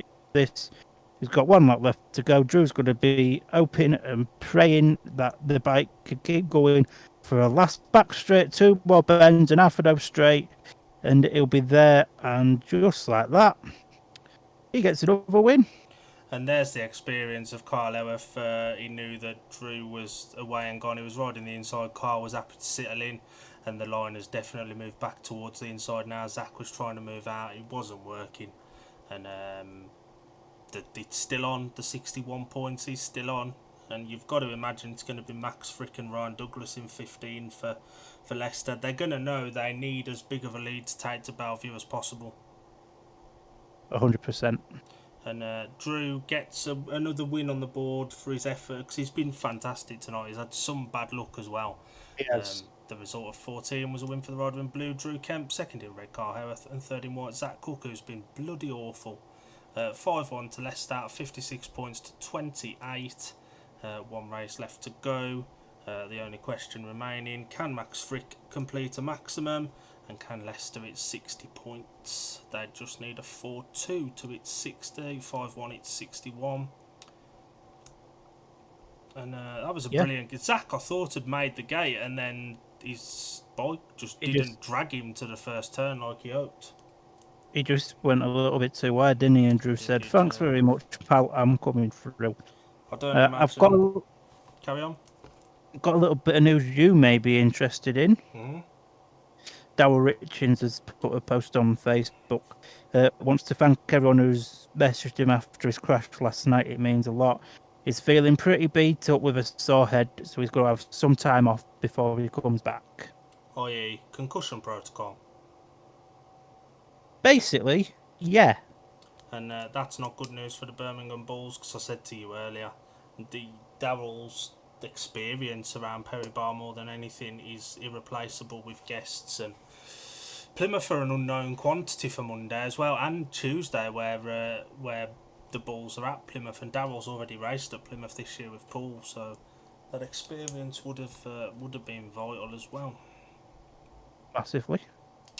Roy knows having a chinwag with Drew, and you said earlier if points were awarded for effort, Drew would have got a lot more than the 6 points he has. He started his night with a win, he's ended it with a win, and he's had bad luck in the middle. Yeah, he still doesn't look happy though, does he? And he's got a busy weekend.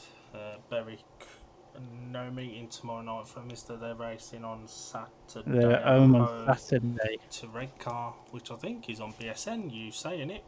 It is, yeah. Berwick are on BSN this Saturday and the Saturday after. Okay. So yeah, Redcar there this Saturday, and then Workington are there the Saturday after. Sounds about right. You might be right. I want to say. Which sounds like whenever Berwick versus Scunny's going to be, isn't going to be on BSN, which means I'm either going to have to go or buy the stream. To be fair, buying it'll probably be cheaper. Drew looks happy, to be fair. So looks happier now, doesn't he? It's easier when you've won your last ride after a tricky easier when you've finished speaking to Rhino, isn't it? Bart Lever looks really baffled, and it's a second back-to-back away defeat for Belle Vue. Why have my team lost? Because you was very poor, Mark. But we're the best team in the league. We're world famous, you know. Well, to be honest with you, Mark Powell, you're a bit crap. Yeah, not great tonight, and again, never really covered for Brady, did they? No, and obviously losing Dan didn't really help either. Yeah, Dooley's done well up until that point, but when he's scored a big portion of your points himself, to lose that is irreplaceable, really, isn't it? And to be fair, it is really. Kudos to Stuart Dixon and his team, because they've managed to, up until the last couple of races, keep the dust down as well as they can, and that's, you know, in temperatures like today, that's some task. Yeah. I don't envy how dusty Scunny's going to be tomorrow, with temperatures yet to rise again. Oh, don't say that. I'm having that a means look at we're our weather for tomorrow, actually. What we got tomorrow? 28 degrees tomorrow here. 30 on Saturday, and then we go down to about the mid-20s again next week. Tell you what, let's have a look at Scunny's weather. You're planning on coming to Scunny tomorrow? It's a double header. Oh my bloody hell! Jesus Christ, Lord! What? Oh, I'm gonna die. 32, 3. 31, 32 on Saturday. And it's wall-to-wall sunshine. Oh, God. We ain't quite got that. Still warm. It's got rain here Sunday, which is nice. I'm counting down to the temperatures cooling off a little bit on Sunday. It's still going to be 29 degrees when we start at 7 o'clock tomorrow. God, that's warm. Oh. That'll test Rob Godfrey. I don't imagine you'll have an interval tomorrow. He'll want to blitz that through before it can dry out too much. I mean, to be fair, we're going to have an interval anyway. For the kids' race again? Well, no, we're going to do that between the two meetings. Oh, yeah. Well, yeah, you got a point. Yeah, so the championship one should go through quite quickly. I'd like to think the championship meeting will be done by 7:30. The way Yeah. Scunny normally goes through their meetings. Mm. But if it's anything like the last time, we'll probably get done at about 9:30. We obviously don't know who the 15 nominations are yet. We'll call them as we see them on the track. I think that's the best way to do it. Basically, what you said. And it's been a decent meeting, to be fair. Overall, I don't think it's been too bad. That Not looks like Bladorn is in. yellow. Is that Bewley in what? That can't be Bewley, but it can't be JMO either because he's been shit. I think it's JMO. It's Lidsey. Number 3. Jamin Lidsey's in white. Carl Howarth and I think it's Ryan Douglas. Max Frick is settled for his 5 ride maximum. Carl Howarth goes in red. I think it was Dougie in blue against Jamin Lidsey and Norrick Bladorn. Disappointed in Max Frick. It's not a proper maximum if you don't get 8:15. Regardless of how many rides you have. And it is Douglas. So the lineup of the final race of the night, going off gate 1 in white is Jamin Lidsey, gate 2 in red is Carl Howarth, gate 3 in yellow Norrick Bladorn, and off the outside in blue is Ryan Douglas. 4-2 for Leicester would see him at 60 points. Anything less than a 4-2 in Leicester's favour will see him just miss out on the 60 points, but a 3-all's 59. 5-1 would be 57, 4-2 would be 58, so still a comprehensive win. Oh, massively, especially against a team like Belle Vue, who are heavily favoured as well. And as we expected, they just couldn't cover for Kurtz. Pretty much. Especially, well, I mean, number 3, 4, 6 and 7 just are not good enough. It's as simple as that. Well, it wasn't good enough on the night. It's been the case a lot this season for certain riders in this team, and it. Yeah, 100%. The start motor then walks away for heat number 15. Tapes rise away with goes to solid start there for Ryan Douglas in the blue helmet colour, who's got himself there out in front. The 2 Belle Vue boys settle in second and third, but Kyle Howarth comes up underneath. Norrick Bladorn, and he's got his eyes set now on Jamin Lidsey as Kyle out looking to ride the inside run. Dougie's just got the line right to block off any challenge from Lidsey. And if anything, Dougie's pulling away from Lidsey and is leaving Kyle out to his own devices to see if he can get anywhere near Jamin Lidsey. And Kyle's not a million miles away, one mistake for Jamin, Kyle will be through. But at this rate, Leicester's going to hit that magical 60 point. Oh, I almost had Bewley there with Jamin just lifting as he did. But 1 lap left to go. I don't think Jamin's close, but I don't think he's got enough in the tank to get round Douglas here. And I think just the look of that, I know he's settled for the second position. And it's going to be a big 60-30. Good race that for the Leicester boys. They knew exactly what they needed to do. Dougie made a brilliant gate. Carl Howarth missed the gate actually, and the Belle Vue boys were there, but a smart first and second turn from Kyle did what he had to do. Bit of a moment for JMO, handshake between JMO and Dougie. The Aussies all get on really well, don't they? Carl's coming in for an handshake with JMO as well. He's a nice fella, JMO. He's just not a very good rider away from Belle Vue, is he? And heat 15, the result, it was a win for the rider in blue, Ryan Douglas. Second in white, Jamin Lidsey, and third in red, Carl Howarth. 4-2 to Leicester, 60 points to 30. The final scores. Do you want to give us a quick run through of the scorers? I'm just working them out now, Mush. So for the Leicester Lions, Max Frick scored 15-point maximum. Ryan Douglas 14 plus 3, Kyle Howarth 11 and 2, Sam Masters 11 and 1, Drew Kelp 6, Joe Thompson 3, and a bonus for the Bellevue Aces. Then Dan Bewley 10 and 1, Norwich Blood Don 6, Jamie Lindsay 7, Zach Cook 4 and 1, Tejiski 1 and 1, Jake Mulford 2 and 1. And that's all she wrote for us tonight. It's been a decent watch along considering the weather, and we thought it was going to be a cluster FC UK. It's turned out to be an half decent meeting and a dominant performance for Leicester, and giving themselves every opportunity of taking that bonus point as well. Oh, massively. But if any team can overturn this at home, it's going to be Bellevue. Probably was 61-29 at the NSS. Well, you know how it goes. But it's been a decent watch along. That's us done with them now till Tuesday. You're, as Palmer said, Scunny have got a double header tomorrow. There is meetings going on all over the country the next few days.